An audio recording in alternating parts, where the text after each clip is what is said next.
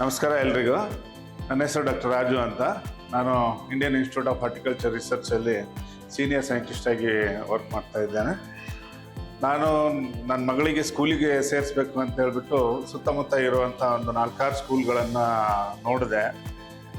ಮುಖ್ಯವಾಗಿ ಮಕ್ಕಳ ಸೇಫ್ಟಿ ಅಂತ ಹೇಳಿಬಿಟ್ಟು ಒಂದು ನಮ್ಮ ಮನೆಗೆ ಹತ್ತಿರ ಇದೆ, ಆಮೇಲೆ ಫೀಸು ಕಡಿಮೆ, ಆಮೇಲೆ ಇಂಟ್ರ್ಯಾಕ್ಟ್ ಮಾಡುವಾಗ ಈ ಸ್ಕೂಲ್ನಲ್ಲಿ ಕೇವಲ ಪಾಠ ಅಲ್ಲ, ಆಟದ ಜೊತೆಗೆ ಪಾಠ. ಅಂದರೆ ಸ್ಕೂಲ್ ಕರಿಕ್ಯುಲಮ್ಮೇ ಡಿಫ್ರೆಂಟ್ ಆಗಿದೆ. ಅದು ನನಗೆ ಅಲ್ಟಿಮೇಟ್ಲಿ ಇಷ್ಟ ಆಯಿತು. ಕೇವಲ ಫೀಸ್ ಕಟ್ಟೋದ್ರಿಂದ, ದೊಡ್ಡ ದೊಡ್ಡ ಸ್ಕೂಲಲ್ಲಿ ಹಾಕೋದ್ರಿಂದ ಮಕ್ಕಳು ಉದ್ಧಾರ ಆಗುತ್ತೆ ಅನ್ನೋದು ಅಷ್ಟು ಸಮಂಜಸ ಅಲ್ಲ. ಯಾಕಂದರೆ ನಾನು ಕೂಡ ಒಂದು ಗೌರ್ಮೆಂಟ್ ಸ್ಕೂಲಲ್ಲೇ ಓದಿ ಬಂದಿರೋನು. ಮುಖ್ಯವಾಗಿ ನಾನು ನೋಡಿದ್ದೆ ಅಂದರೆ ಈಗಿನ ಕಾಲದಲ್ಲಿ ಮಕ್ಕಳ ಸೇಫ್ಟಿ. ಮನೆಗೆ ಹತ್ತಿರ ಇದೆ, ಫೀಸ್ ಕಮ್ಮಿ ಇದೆ, ಟೀಚರ್ಸ್ ಇಂಟ್ರಾಕ್ಟಿವ್ ಇದ್ದಾರೆ. ಹಾಗಾಗಿ ನಾನು ಈ ಸ್ಕೂಲ್ನ ಆಯ್ಕೆ ಮಾಡಿಕೊಂಡೆ.